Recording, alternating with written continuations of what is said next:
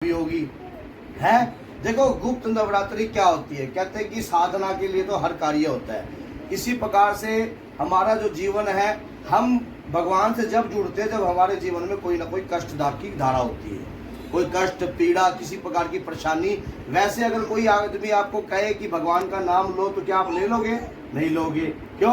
क्योंकि आप सुखी हो तो लोगे ही नहीं, और दुख में तो जब थोड़ा सा दुख आपको टच करता है तो आप क्या करते हो? भगवान का नाम लेने लग जाते हो। इसी प्रकार से क्या होता है कि नवरात्रि और गुप्त नवरात्रि में क्या फर्क है, मैं आपको बता देता हूँ। नवरात्रि वो जो खुली है, जो नौ दुर्गा की है। किसकी है? आप मेरी बात गौर से सुनियो। जो नव दुर्गा की है वो नवरात्रि है, जो चैत्र और अश्विन मास में आती है, जो खुले तौर पे रखी जाती है। ये गुप्त नवरात्रि है। गुप्त मिने गुप्त हो जाना। मान लो नव दुर्गा की 10 महाविद्या, क्या समझ गए? नव दुर्गा की कौन सी? 10 महाविद्या। इसी को ही गुप्त नवरात्रि कहा जाता है। इसमें जो विद्या होती है गुप्त रूप से होती है, इसमें जो साधना होती है वो भी गुप्त रूप से। ये दरअसल साधकों के लिए होती है। किसके लिए? जो साधक होते हैं, जो तप करके कुछ पाना चाहते हैं, कोई तपस्या करना चाहता है, शरीर को तपाना चाहता है। और कई ऐसे होते हैं जो बुढ़ापे में राम का नाम लेते हैं, समझ गए? और कई ऐसे होते हैं जो जवानी में लेते हैं। लेना फिर भी राम का नाम पड़ेगा, रास्ता तो वहीं से क्लियर होएगा। तो गुप्त नवरात्रि के अंदर हर कार्य गुप्त होता है, भगवान की कृपा को प्राप्त करने के लिए। कुछ ऐसा समय बलवान होता है जिस समय पर आदमी सुनिश्चित होकर गुरु के सानिध्य से प्राप्त करता है गुप्त नवरात्रि की कृपा। अब ये नवरात्रि की कृपा में ये होता है कि तंत्र, अघोर, चंडी, काली विद्याओं को जागृत किया जाता है। इसको काली विद्याओं को जागृत किया जाता है, हासिल किया जाता है। इसलिए गुप्त नवरात्रि होती है। ये गुप्त नवरात्रि को पता ही नहीं, तूने ही हाथ उठाया, बाकी तो सारे ऐसे बाकर दे।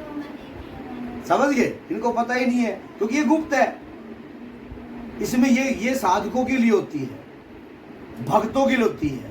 जो भक्त माँ दुर्गा की 10 महाविद्या, 10 महाविद्याओं में सबसे प्रथम माँ कालका देवी, समझ गए? माँ धूमावती, माँ बंगलामुखी, माँ त्रिपुर सुंदरी, समझ? इन महाविद्याओं की ये शिक्षा है। तो ये शिक्षा प्राप्त करने के लिए आदमी को अपनी बॉडी का संतुलन कायम करना पड़ता है। संतुलन कैसे? ना किसी को गर्मी लगे ना सर्दी लगे। जैसे साधु लोग कैसे नंगे घूम लेते हैं बर्फ में, कैसे घूम लेते हैं? उनकी बॉडी का संतुलन है। हम अपनी बॉडी का संतुलन नहीं, अभी लाइट भाग जाए 1 मिनट में हम पंखा जला लें, जो करवा माता हिला लग रही है पंखा, क्योंकि बॉडी का संतुलन नहीं है। जिसको ना गर्मी लगे, ना भूख लगे, ना प्यास लगे, समझ गए? किसकी लगे? सिर्फ भगवान के नाम की ही लगे, वो बॉडी का संतुलन होता है। ना गर्मी तंग कर सके, ना ठंड उसे परेशान कर सके। इसको कहते हैं बॉडी का संतुलन। अब कोई आदमी मान लो, अब कोई व्यक्ति कहता है मैंने तो पूजा करनी है। क्या करनी होती है?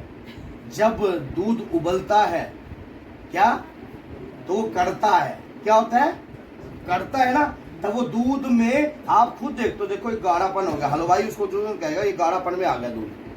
फिर वो खोआ बनता है, फिर उस खोए से मिष्ठान बनता है ना। खोए का क्या रेट होगा मेरे ख्याल 120, 30 रुपए, 150 रुपए, 200, 450।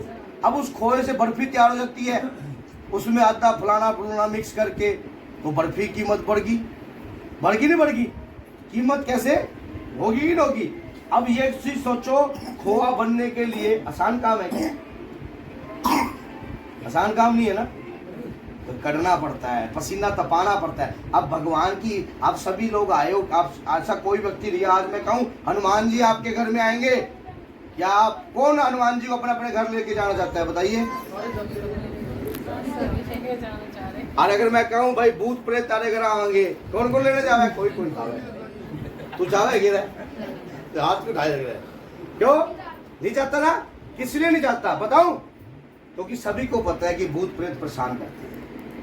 मैं कहता कि भूत प्रेत परेशान करते ही नहीं भैया, सबसे अच्छी चीज है भूत प्रेत। अब कहते वो जनानी होगी ना रीला लग रही है, बताओ क्यों? अगर वो ना आते तो तुम मुरे के करना होती, बताओ। जो तारे घर ना पड़ते, तानू तंग ना करते, परेशान ना करते, तम क्या लेने आती, क्या प्राप्त करती? कौन सा ज्ञान, किसका ज्ञान, कौन सा भगवान, किसका भगवान? बताओ कैसे कहते हम वो हमारे लिए बुरे हैं? कैसे कहते कोई आत्मा हमारी है? अगर सही ज्ञान देखा जाए तो, क्या देखा जाए? सही ज्ञान से देखा जाए। अब मैं कहता हूं कि जो व्यक्ति चौकी तो लगाते हैं और भक्तों को ज्ञान देते नहीं, सिर्फ कहा अरे सुना काट इस भूत प्रेत ने काटो, कुक्कड़ काटो चाहे भाई मारे करते हैं, भूत प्रेत निकलना चाहिए। ऐसा कोई व्यक्ति नहीं जो नूनू चाहता हो कि भाई मैं मेरी परेशानी ना दूए। मेरे घर अगर कोई अड़ंगा है ना, अगर उसका बाप भी मरने के बाद प्रेत बन गया ना और उसके परिवार को कष्ट कह बे काट दो, मैंने चाहिए को नहीं यार। अरे जिंदा हो गया, करोड़ों का मालिक था, जब तो सबको चाहिए था।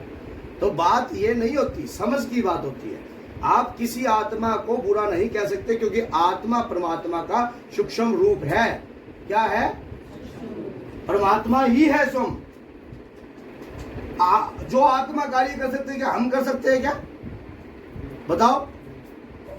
अब वही बात बताओ, आत्मा को बनाया किसने?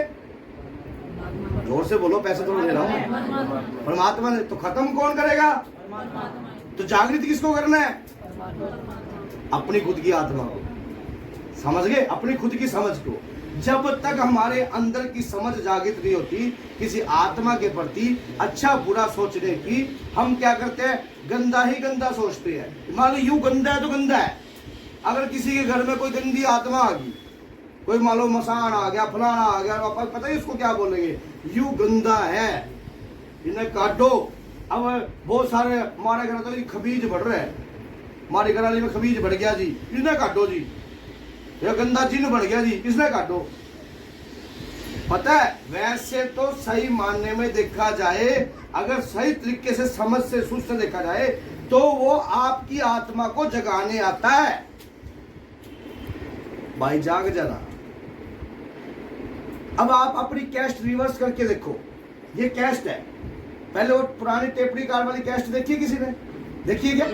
मेरी बात में ना करोड़ों रुपए का दम निकलेगा जो मैं बोलने जा रहा हूं। अगर किसी को पल्ले पड़गी तो, क्योंकि हर कोई नहीं बनता, याद रखियो जो बात बोल रहा हूं बहुत वजनी है और बहुत महत्वपूर्ण बात है।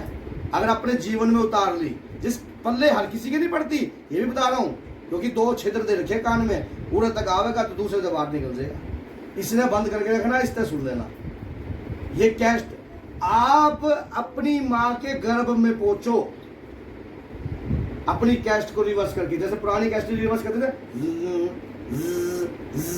थे ना, वो पीछे घूमती थी ना, उस कैस्ट को रिवर्स करके पहुंचो माँ के गर्भ में। आप माँ के गर्भ में पहुंच गए, हाँ तो कर दो, पहुंच गए। आप उससे पहले कहो कि तुम्हारा कोई घर था क्या, कोई धन दौलत थी क्या, कुछ तुम्हारा था क्या? फिर किस बात का डर है? जब मां के गर्भ में थे, उल्टे लटके हुए थे, नाल लगी हुई थी और परम पिता परमात्मा से आत्मा का संपर्क था। बाबा से कह रहे थे क्या कि बाबा ईब के बख्श दे। नरक कौन कौन मानता है कि माँ का नरक समान योग होता है? होता है ना? होता है कि नहीं होता? होता है भैया, दुनार में इलाज। ये उल्टा लटकना 9 महीने तक एक कष्ट, आत्मा को कष्ट प्राप्त होता है। माँ के गर्भ में उल्टा लटका बड़ा बच्चा, समझ गए? तो इसमें क्या है, जब वो कष्ट में होती है तो परमात्मा को याद करती है। किसको? कि हे परम पिता परमात्मा, अब की बार मुझे बख्श दे। ना तो मैं मोह में जाऊंगा, ना मैं माया में जाऊंगा, ना मैं किसी की चुगली करूंगा, ना निंदा करूंगा, ना कुछ मेरा है, ना कुछ मैं पाया है, सब तू ही है और तेरा ही कार्य करूंगा। ऐसे वचन करके आप सभी लोगों ने इस ताली की आवश्यकता नहीं है, ये तो सम्मान बाबा को दो जो तुम्हें ज्ञान प्राप्त हो रहा है। क्योंकि कीर्ति ना वैभव ना मुझे यश चाहिए, इसके नाम का रस चाहिए। जहां इसके नाम का रस है वही कृपा का पात्र है। अब क्या हुआ?